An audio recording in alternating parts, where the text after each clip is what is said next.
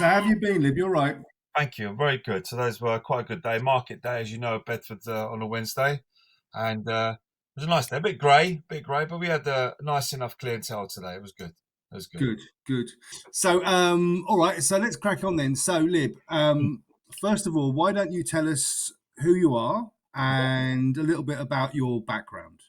Um, okay. Hi, everybody. My name is Liberato Lionetti, but everybody calls me Libby, as my first three letters of my first name is Lib. So they've shortened it to Libs or Libby. Everybody knows me as Libby.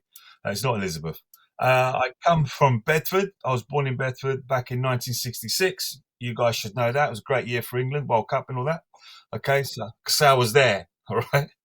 Okay, and my parents came from Italy. They came here. My father came here in 1954 to work on contracts with the London Brick Company, which was whole of this sort of like area in Bedfordshire, like Stuartby, Marston, Ridgemont, Eastwards, all around Bedford. There where they made bricks to build up England again. At the time, England was short of labour, and they decided to go to the south of Italy where there was a lot of guys not working. They opened up an office in Naples, and they spread the word out to get young men to come and work here for London Brick. And my dad came in 1954, and my mother then came in 1962 because they were allowed to bring their wives after a short time. After a long time, actually. They hadn't seen each other since all that time there. Wow. So, where are they from in Italy? Are they from Campania? No, further down. We're from a region called Puglia. The next count, let's call it the next region down from along Campania's to the west of Italy. We are to the east coast. Yeah, so the Apennini Mountains run all the way down. Where Campania touches the Apennini, we start with Puglia. So we're on the mountains that range there. If you can picture it, you know where the spur is of Italy. Yeah, yeah. We're that side of Italy. Like I think Bari. Yeah, that's further down. That's further down. We're Foggia. So I was Okay. in the let's say the region of Foggia.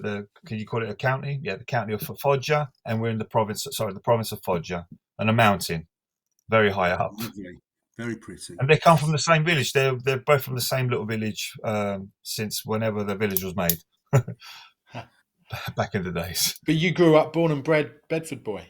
Yes, but I did go to Italy. We used to go to Italy every year. Sometimes when I was a little boy, we used to go for so long that I used to come back, forget to speak English.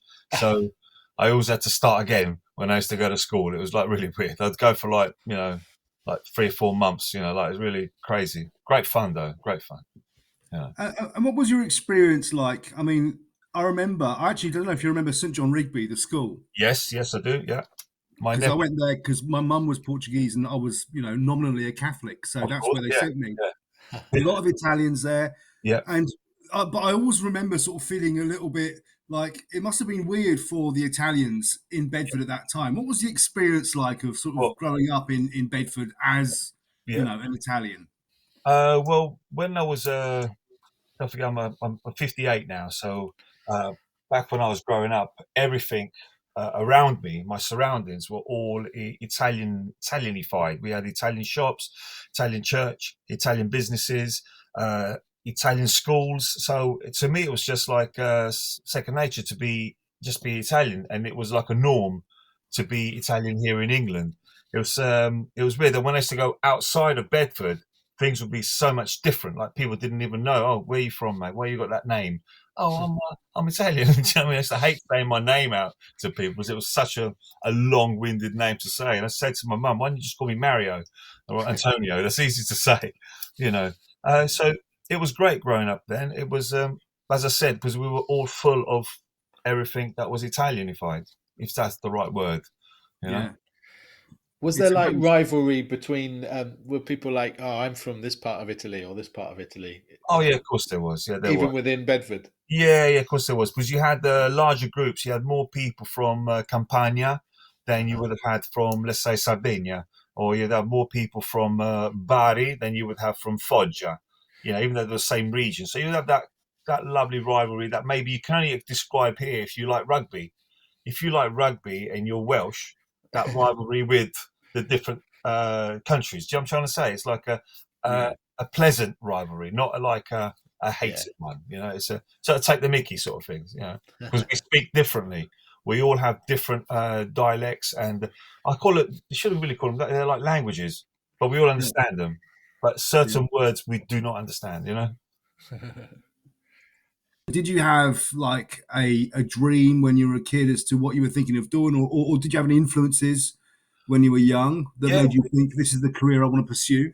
Yeah, when I was a young lad, okay, I always wanted to join the armed forces as a lad. I always wanted to do that sort of stuff, and I did once go and ask if I could join the cadets here, Army cadets. And at the time, there were and you remember Ashburn Road? There used to be I do, yeah, at the top there, that was the Army Cadet Corps. Well, Yeah. not the Army Cadet, it was like what they call reserves. Barracks. Yeah.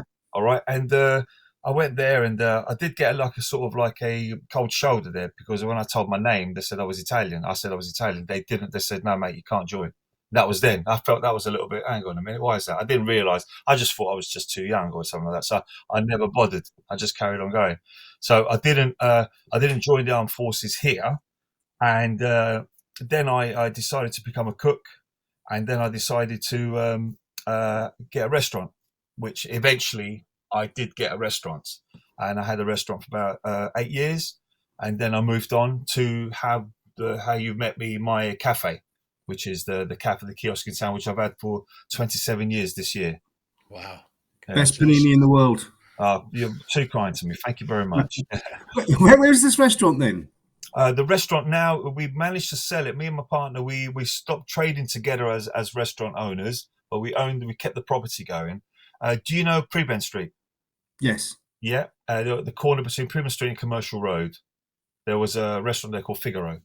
Yeah. Was there. So yeah, when we managed to sell the whole building just before lockdown, the Monday before lockdown, the major lockdown, we managed to sell it, and now it's a piri-piri takeaway. Yeah, lovely. Yeah. Looks lovely. Your people, Andrew. That's right. Yeah, my Portuguese folk. So you were going down that path of, I guess, cafe, restaurant ownership. Yeah. And in the background, you obviously thought, oh, there's another vocation for me. Yeah. And you talked a little bit about your sort of thoughts about military service. Yeah. Were you also from an early age thinking about the police? Yeah, the same thing, because either policemen or armed forces would have suited me. Italians who had Italian passport and citizenship all got to get called up to do national service. My age, they stopped calling people up. I think after, if you were born in 1986, you didn't have to do it anymore. Or if you had special circumstances, like maybe your health wasn't good, you're the only son of a family and you don't have a father, or you're the only breadwinner in your family, so on and so forth, they didn't have to, or you're at university, or if you lived abroad, like many Italians did, they said, no, I live abroad and I don't want to come to Italy to do my national service. They weren't allowed back into Italy until they were about 27, 28. So I decided when I was 17, I stopped working in a restaurant, which is a perfect, beautiful restaurant called Sorrentino's. Amazing. I'd been working there since I was 13. And at 17, I fell out with one of the guys who's now one of my best friends. So it's pretty good. As you grow older, you become friends. It's great.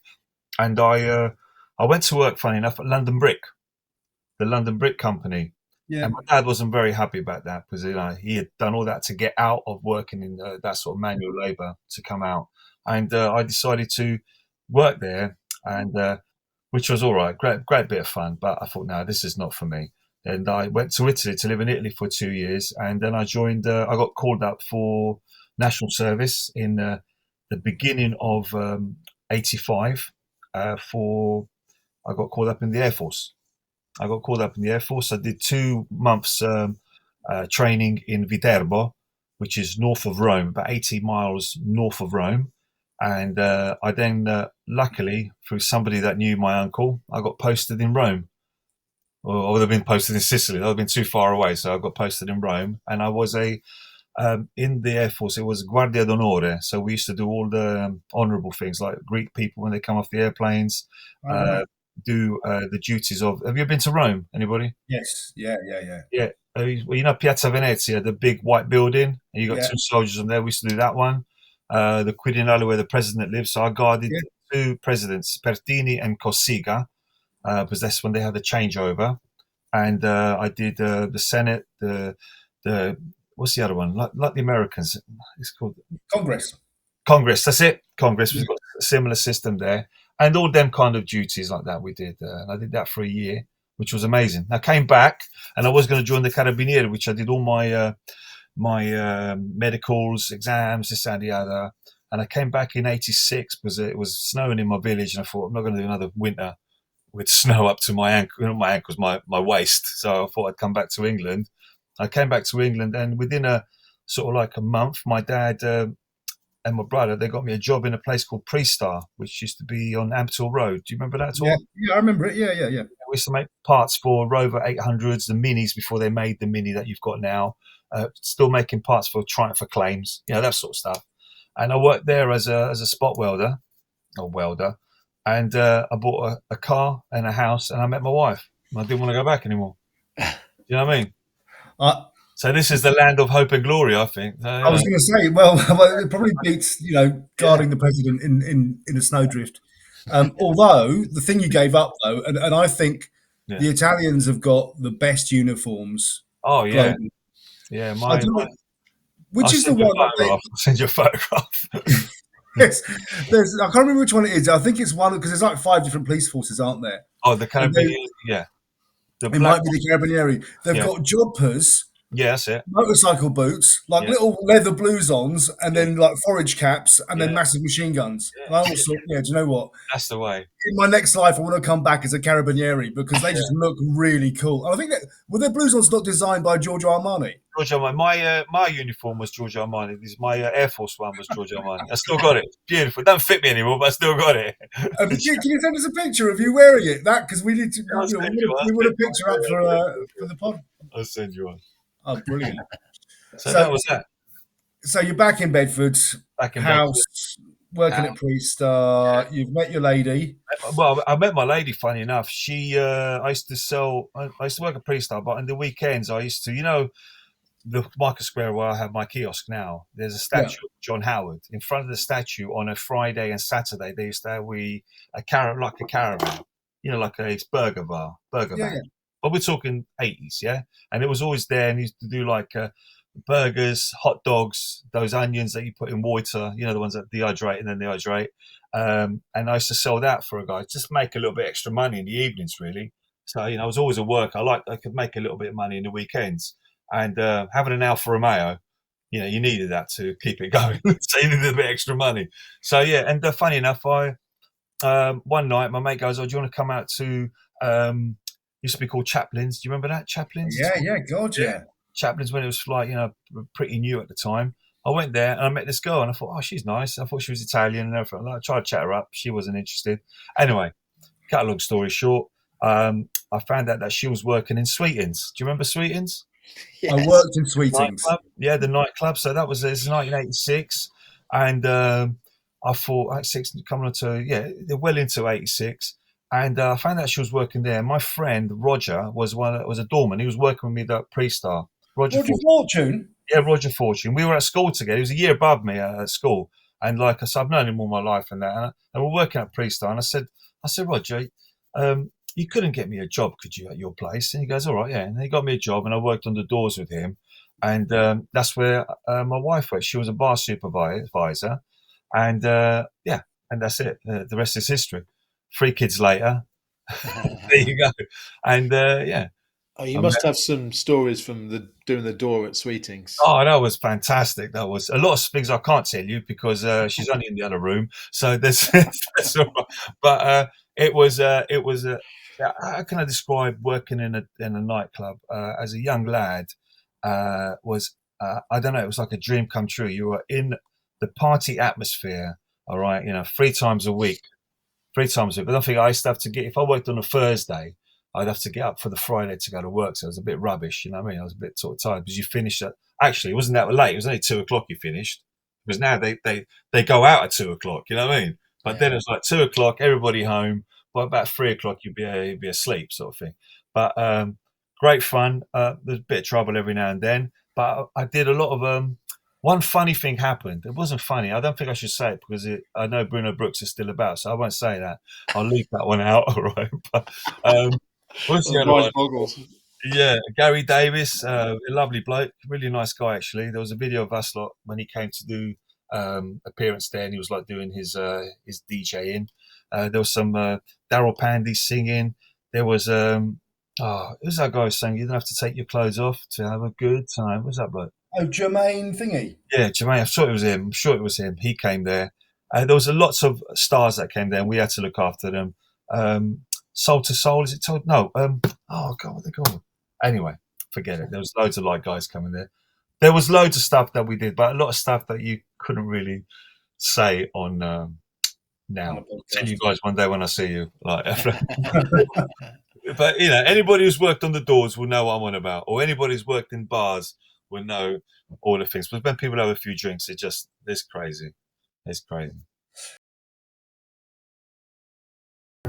Speaking of, I know that when we were talking about this the other day, I know that there's obviously certain stories you can't share about your time with the police, and I know you're still there. But if you think about some of your experiences in the police force that you could share. Yeah. Well, okay, back in 2002, I heard about this system of like joining the police force, and it would be joining as a special constable, which was a police officer with the same powers as a police officer, sorry.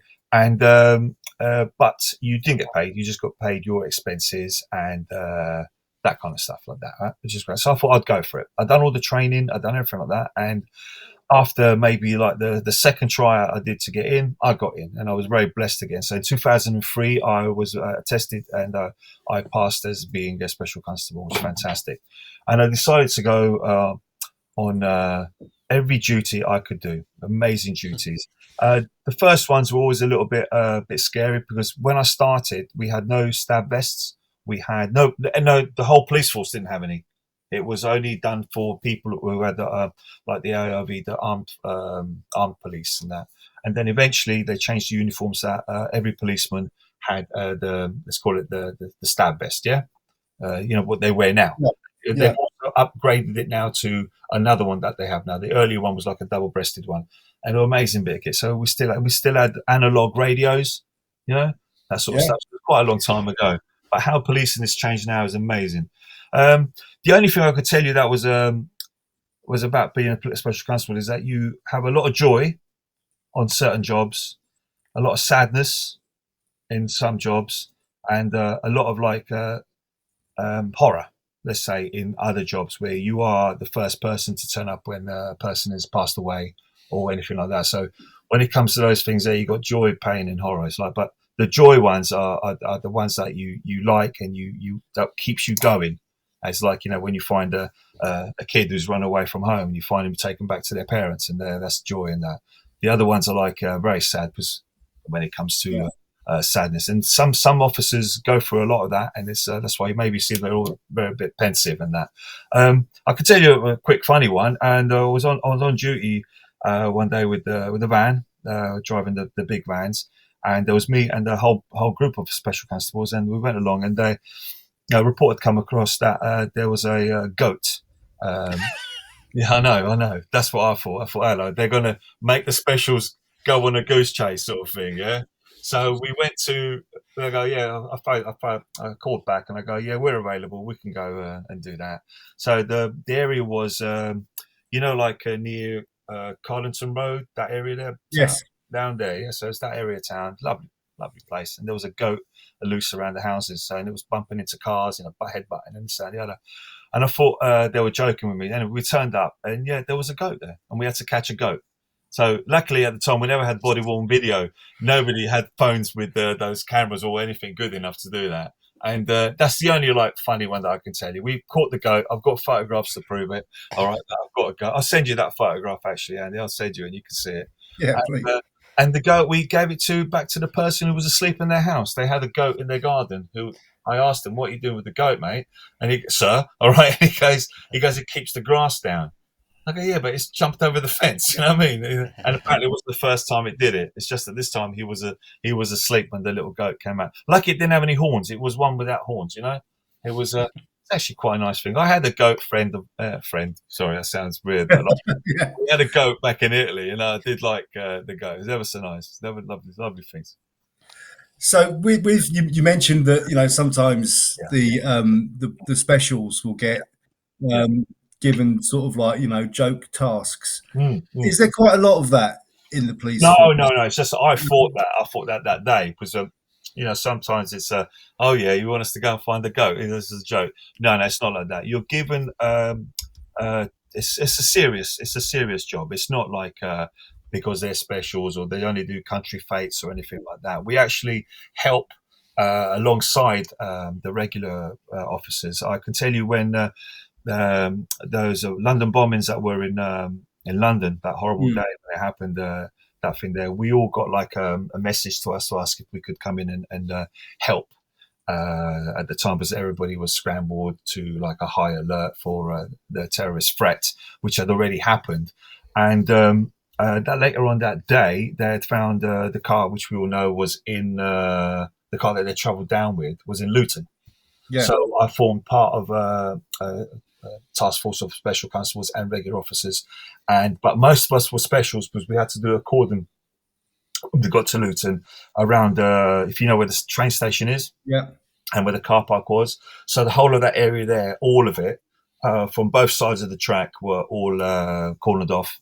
And we were. I mean, I'm trying to find it on the news, but when the chap who, I've forgotten his name now. But anyway, one of the news readers from the BBC had us as their background. So there's me, my colleague, two guys that work for the railway. The guys with the what they call the hard hats and that. And we were their backdrop. So like for the whole of their interview of like the BBC, the whole thing was and we go now to such and such who's in Luton, and he's given the live news. And never forget, my wife was very, very, very, very upset and scared because she thought, she's lost her husband to go to somewhere where like the whole of England was in turmoil with what's happened. So she was very upset, and I'm like thinking, "Oh, I'm on the news here. This is great. I'm the backdrop of the BBC here. You know what I mean?" And it just so happened that the guy who was standing next to me was the bloke who was the railway guy, railway engineer, and he was on the phone to his wife, and she was saying to him, "Oh, yeah, I can see you on the news." And I said to her, "Ask her if she can see me. What do I look like on the thing?" And he goes, "The copper next to me wants to know what's he look like." She goes, "Oh, he looks very nice." So so I was actually on telly. But then, were you giving them your best side? I did. I'll show you. I'm actually doing the best side now. No.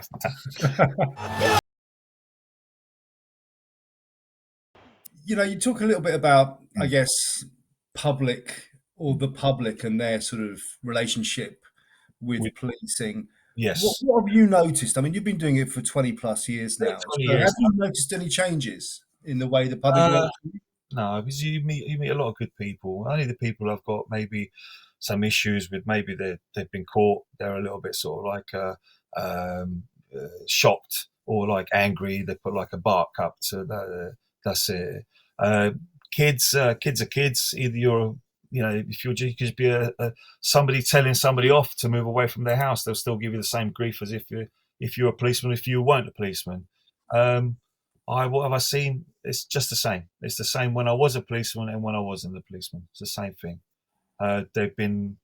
People are just the same. There's lots of good people there. There's loads of good people. There's more good people than there are bad. You just remember the bad. If you call them bad, there's always people with issues. That's all. Libby, I've got two questions. First one, you work with police cadets, is that right? Yes. Tell us about that. All right, I've been honoured to have that privilege to work with cadets. I I did it out of just I helped one of my friends who had just finished being a cadet and then became a special constable. And at the time, they didn't have enough instructors, so I said, "Well, look, I do my duties on Tuesdays. Cadets meet on Tuesdays. I'll give you a hand." So we went one evening, helped them out.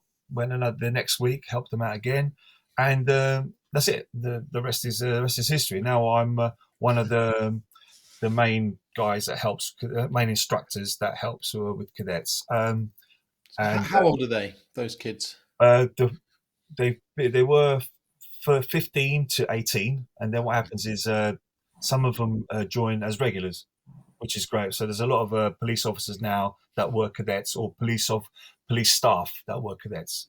Okay. But we've done 1 year trial for 13-year-olds, but we find that 13-year-olds are maybe a little bit too small for that police sort of like that thing. But we've still got them ones there. So next year we're going to do 15 again. So 15 upwards to 18. And because 18 you're an adult, you see, you can't then be with kids, let's just say. But when you're coming up to 18, you can then apply to become a special constable, or 18 as a regular, which is great for them. Because if that's what they want to do, it's a great way to broaden their horizons, so sort of thing. They can go through that. It's excellent. Really, really good. Yeah. Brilliant. Is that right? That's brilliant. And my other question was, as a special police officer, what's the relationship like with the sort of regular police? Do they look down on sort of part-timers, or they're very appreciative of what you're doing? No, I know what you mean. I know. I'm quite a big lad, so I didn't get any trouble from anybody, really. To tell you the truth. No. Always been respectful to you. Yeah, no. It's not that. I not to me anyway, not to my face or anything like that. But being a special constable, I've now been so long that a lot of the people that have been regular officers, they keep on seeing me. It's like a friendly face, and they come to my cafe as well, which is nice. It's a safe place in town for them. So I've only got praise for them lads. They do it, and ladies that do that job. It's absolutely amazing. They do it every day. I did it twice a week, maybe once a week. Maybe do it until 2:00 and then go home. I mean, these guys, they start at 10 o'clock, and then go all the way through to the morning. Some nights are really quiet, but you get the weekend nights or like special events. Like maybe this weekend there is a payday, isn't it? It's payday week, isn't it? So this weekend, today was payday for most people, wasn't it? It's the end of the month. Yeah. I know we've got an extra day tomorrow, so happy birthday to everybody who was born on the 29th. All right. Yeah. So, and that's always like a busy weekend. But the town centre in Bedford is not as many nightclubs as it was when I was started as a special constable. We had loads of clubs in those days. Do you remember? And there was like road. There was like they were everywhere, just clubs everywhere. Yeah, I got thrown out of most of them. Speaking of seeing a familiar policeman in the street, when I was a teenager in Bedford, and you'd see Martin Bayfield, the rugby player. He was fantastic. And he's 6 foot, 7 foot something, and he's then with the police helmet on top. So you'd see him down Silver Street from about 400 yards through a crowd. He was what a big lad. Well, not a funny story, but his I don't know if it's his ex-wife, but his wife Helena was in my class at school. All right, she was in my class. It's so weird, isn't it? Used to be half the England rugby team. They were Wayne Dooley and all that. They were all police officers, weren't they? Oh yeah, that's right. Yeah, they're big lads. I remember him in 94? Yeah, that's it, 94. When Italy was in the final of the World Cup and they lost against penalties to Brazil. But we still all decided to go out into town. So we all went out to town. And I went into town, giving it all the large, so what? And he was the copper who stopped me at the time. I thought, you're a big lad. I think I'll shut up and move on. You know what I mean? Yeah. It was, we still partied in town though. It was pretty good. We still had a festa where the Piazza is now, And then a couple of years later, I bought it. Yeah. And on that then as well, so you've had the La Piazza now for what, 20 plus years, right? Yeah, I took it over in 97. Wow. 97. I'd worked there for maybe about 6 months before that because I got rid of stopped trading the restaurant.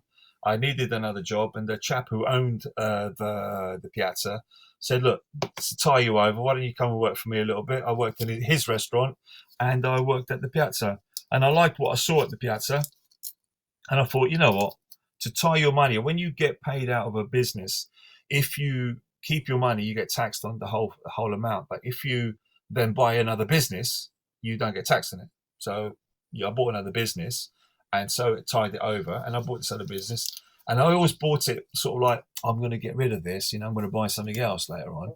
But it was amazing because it gave me my evenings, it gave me a new horizon where I was out every day, like in the outside sort of thing. It was like it was amazing. Town was really busy. You had BT, you had all the shops were full, offices everywhere. I was pre-Costa Coffee, like pre-Costa Coffees as you are now. I used to sell just I still have sell like coffee with milk, like filter coffee and tea. My coffee machine was only like a 2-group small one, so I was pre everything else. Now it's like everything is coffee based, isn't it now? Yeah, no character though, have they? No character. Yeah, well, they're all different. I like that they try and write your name and things like that, which is great as well because it makes people go back to them and that's about. I never forget one lady come to me, and she was coming to me every morning, and in the end, when you start meeting people, I say, "Oh, what are you up to then?" She goes, I'm working. I go, "Oh, great. Oh," I say, as I'm making the coffee, "Oh, what are you doing?" She goes, "I don't think you'd want to know." And I go, she didn't speak like that. She spoke normally. I'm just doing like a pretend voice now. I go, no, tell me. Go on, tell me. What did you do? She goes, well, we're looking to open up a Costa Coffee here. And I went inside. I went, "You fucking like that." And I went, "Oh, great. Yeah, that's fantastic. That would be great for the town." I went like that, right? But she goes, "Are you sure?" I go, "Yeah, of course it will." I go, "At the end of the day, it's a coffee shop. That's all it is. And you're not going to be next door to me, are you?" She goes, "Well, no, we're going to be where Next is, where Next used to be, and before that was a butcher's. Such a long time. Yeah. All right. So, and they were there, and that's it. That was the first one. Then the other one a bit further down, and then they're everywhere. And I think, well, you're only competing against yourselves, really, aren't you? Isn't it? You're only like competing against the next Costa Coffee. You've got a really loyal clientele, though, right? I mean, you're always busy at first thing in the morning. I think that's the thing that I used to like about it. Is I've been blessed. Open at 6 a.m., right?